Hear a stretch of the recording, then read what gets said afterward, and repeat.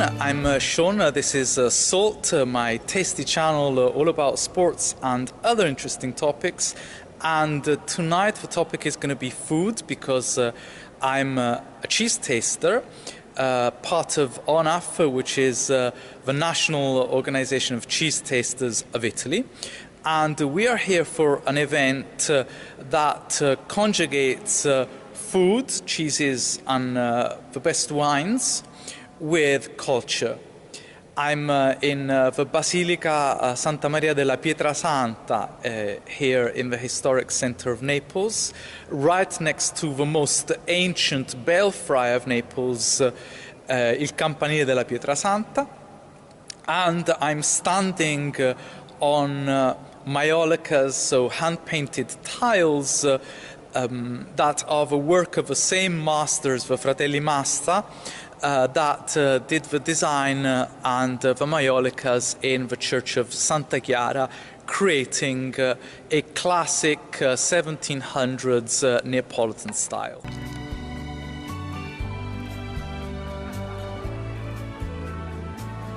The altar of the church is an exquisite inlay of different marbles, as a tradition here in Naples.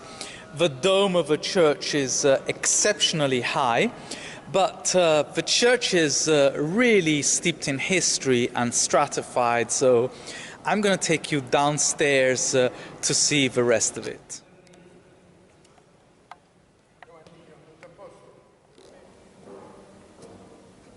The event features the participation of ICE, which is the Association of Italian Sommeliers, Wine Tasters. Aptly for the church, there is a wine that is typical of Mount Vesuvius called Lacrima Christi, so the teardrops of Jesus Christ.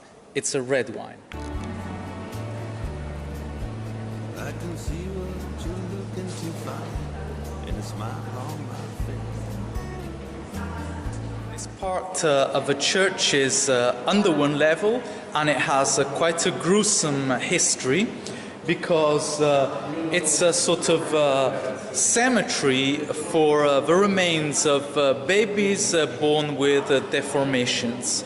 So they were buried here in a communal burying ground.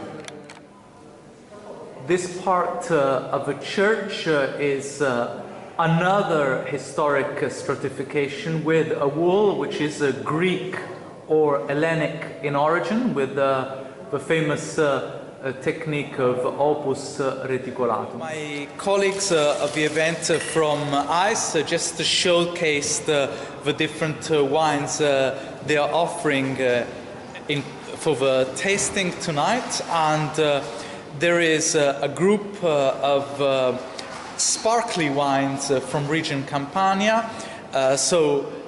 They span different provinces. There is a wine derived from Falanghina. There is a wine from the province of Battipaglia, and another one from the island of Ischia that blends two excellent bouquets.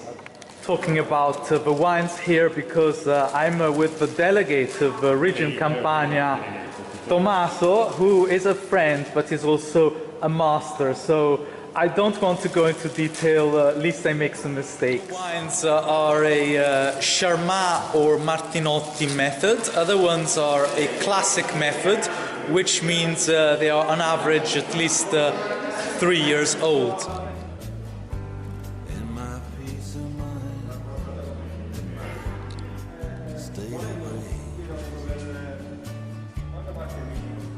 I send what I can to the man from the minister. So we have gone down 3 levels, and it's positively cold now. It feels like being in a cave. All this has been excavated because the traditional technique in Naples has been to quarry stone from the underground and build on top. So what we're going to see now is a branch of the Roman Aqueduct built by Emperor Augustus, or rather commissioned by the Emperor, with 2 water tanks.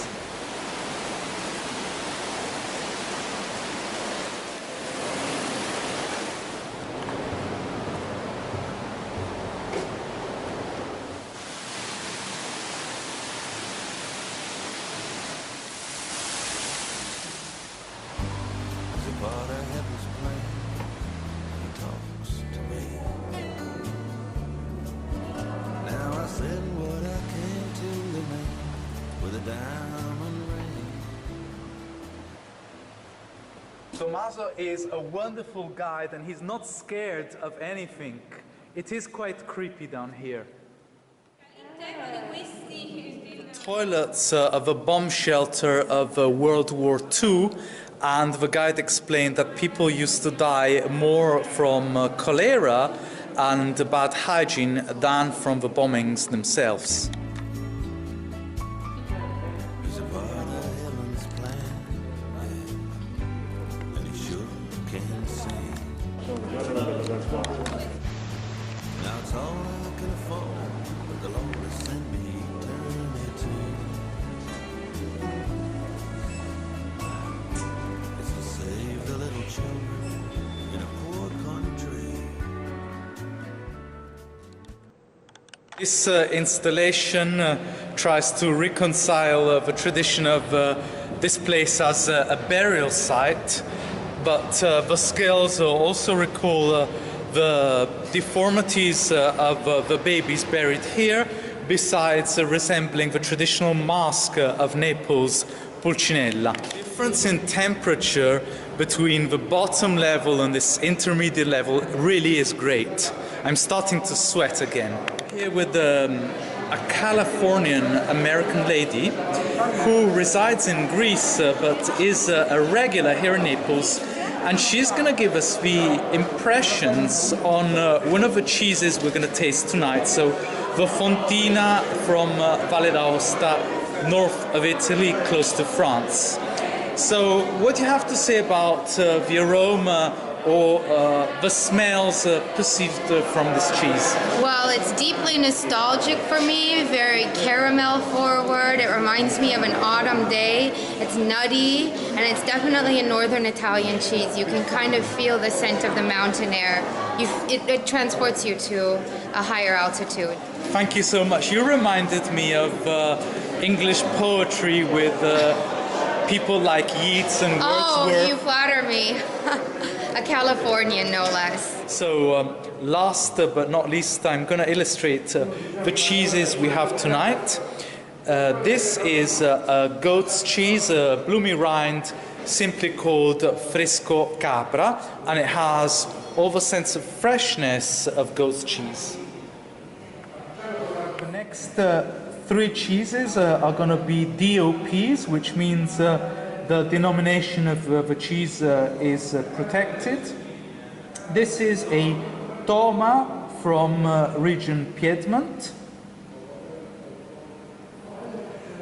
This is a Fontina from Valle d'Aosta, north of Italy, close to France.